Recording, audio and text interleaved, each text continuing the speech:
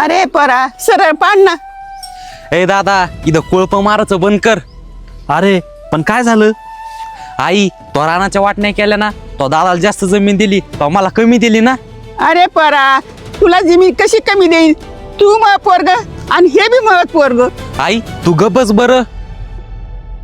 हे बघ राहुल, रानाची वाटणी करताना तू पण होता आणि गावातले 4 माणसं सुद्धा होते. ए दादा मला ते 4 माणसं सांग नको. अरे अरे परा मग वागायला हाणू नको. या भावापेक्षा गावातले 4 माणसं बरे. आई तू सरक बाजूला.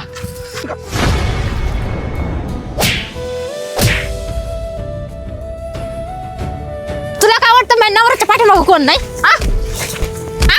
कशी कडे बोला असं आता? अरे परा अरे परा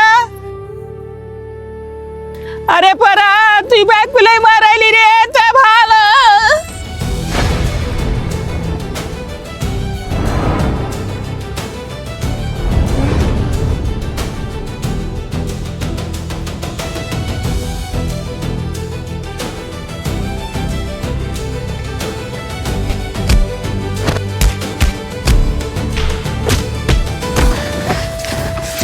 सरका सरका सरका.